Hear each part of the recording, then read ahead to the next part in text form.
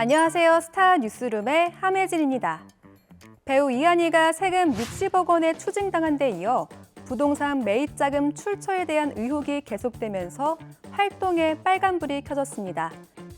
소속사가 쟁점별로 해명했지만 대중의 의구심을 완전히 풀지 못하면서 이미지 타격이 불가피하게 됐습니다. 어떤 내용인지 지금 바로 확인하시죠. 지난 17일 한 매체는 이한이가 지난해 9월 국세청의 고강도 세무조사를 거쳐 약 60억 원의 세금을 추징당했다고 보도했습니다. 이 매체에 따르면 강남세무서가 2022년 이한이의 전 소속사 사람엔터테인먼트에 대한 세무조사를 진행하는 과정에서 이한이와 소속사 사이 세금 탈루 정황을 포착해 이를 상급기관에 보고하며 과세당국이 세무조사에 나섰다고 전했습니다.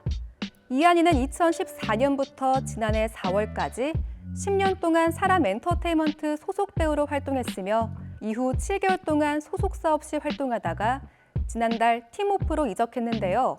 이한이는 2015년 주식회사 한이법인을 세웠고 이후 법인명을 이래윤, 호프 프로젝트로 변경했습니다. 2023년까지 해당 법인의 대표로 재직하다가 현재는 사내이사로만 이름을 올렸고 남편이 대표이사로 되어 있습니다.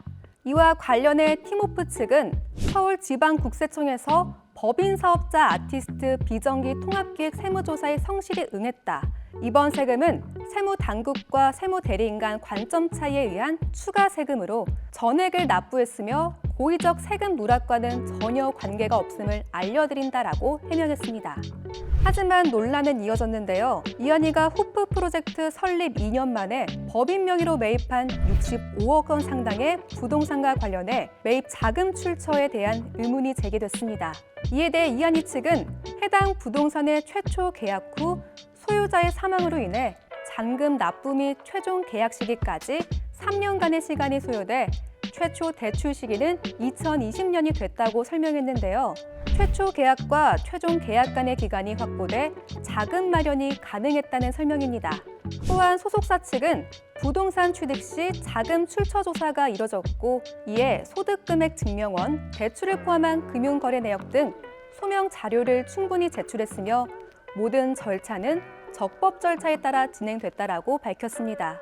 대출을 얼마나 어떻게 받았는지 부동산과 관련한 구체적인 사안에 대해서는 밝히지 않았습니다. 논란은 또다시 이어졌습니다.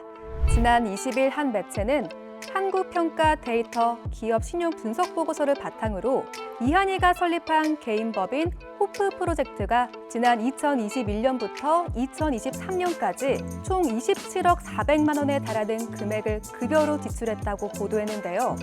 특히 이한이 남편 제이 씨가 법인 대표이사로 취임한 2023년에는 전년보다 2.4배 급증한 15억 400만 원이 급여로 책정된 것으로 알려졌습니다.